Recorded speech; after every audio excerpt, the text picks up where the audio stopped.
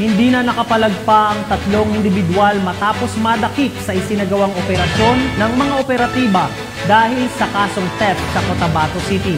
Yan ang report ni Patrolwoman Rodessa Gallego.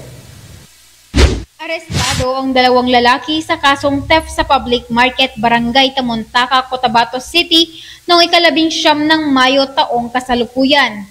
Kinilala ni Police Lieutenant Hassan B. Goyalel, Station Commander ng Police Station 3, Cotabato City Police Office, ang mga suspect na sina alias Johari, 28 anyos, habal-habal driver, at alias Hasnya, 27 anyos, na kapwa residente ng Barangay Poblacion 1, Cotabato City.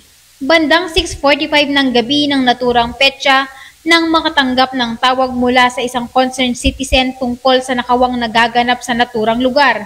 Agad namang tinungo ng mga otoridad ng Police Station 3. Ayon sa investigasyon, habang ang mga biktima ay nagbebenta ng buko juice nang biglang hablutin ng mga suspect na sina alias Johari at alias Hasnya ang hawak nitong Realme C15 cellphone at isang unit na Vegar power bank at mabilisang tumakas ang mga suspect sakay ang XRM 125 na motorsiklo. Nagsagawa naman ng agarang hot pursuit operation na nagresulta sa pagkakaaresto ang mga suspect at napag-alaman na ang gamit na motorsiklo ay walang kaukulang mga dokumento.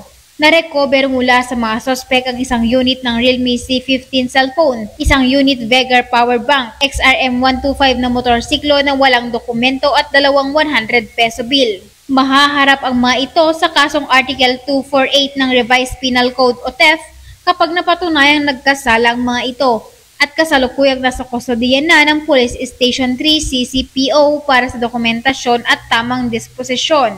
Patunay lamang na ang operasyon na ito na ang pambansang pulisya ng Pilipinas ay patuloy na gagampanan ng kanilang sinumpaang tungkulin na huliin ang mga nagkasala sa batas at panagutin ng mga ito na magkaroon ng ligtas, maayos at maunlad na bagong Pilipinas. Mula dito sa rehiyon ng Bangsamoro, ako ang inyong Police News Network Correspondent, Patrolwoman Rodessa Gallego, alagad ng batas, tagataguyod ng Balitang Pulis. Maraming salamat, Patrolwoman Gallego.